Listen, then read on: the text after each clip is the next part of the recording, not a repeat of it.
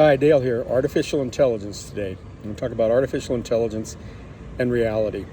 Artificial intelligence, which is sweeping our consciousness, and we're finding it such a seemingly miracle. It's not a miracle.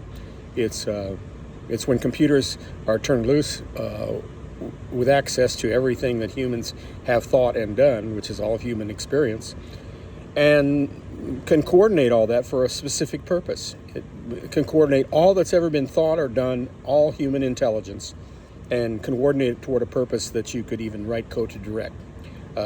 We think that's pretty amazing. Did you know that you're able to do that? In fact, far greater than artificial intelligence would be able to do it. You have access to everything. You are the light of the world. You are the center of the universe, but you don't know it. You don't seem to have access to it because you have put a governor on it. Like everyone else, we've dumbed it down. Because in our world, in this world that we're living in, that we've created, and who we think we are in this world, we have a criteria for everything we learn and use. And that is that we be able to use it and control it. And therefore, if we can't use it and control it and really, and also understand the meaning of it in the respect to as what we're trying to accomplish, we don't want to see it. We blind ourselves to it. So we dumb ourselves completely down to all that is in the universe because we have to control it.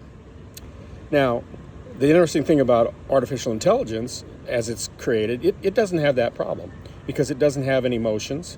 It doesn't have any intentions other than what the code says to do. So it can go full bore into all that human thought has ever created and craft it into what it needs to be. There's no resistance, there's no problem, there's no limitation, no governor to it, unlike us, where we have put those governors on it. Unfortunately, and this is the same can be said of human beings, this is not creative information. Everything that AI uses and everything pretty much that most people use is not creative. Sometimes it looks like it's creative, situational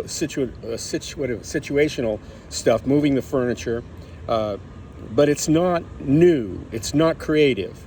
Creativity doesn't come from what we already know. Let me repeat that again. Creativity, which is new, does not come from what we already know. Collectively, it does not come from that. That is why we really don't know, like raising the dead or stopping the sunshine or turning our blood into jello. We don't know anything about that because that's not been done. So therefore, when Jesus said in the thing, all things are possible to him that believes, he meant it. Does that mean we want to form everything that's possible, like turn our blood into jello? I don't think so. But it's possible, yeah. It's great, because we're living in a phenomenal universe. Yet we don't know that. We don't see the phenomenon because all we're seeing is the same old that we already know about.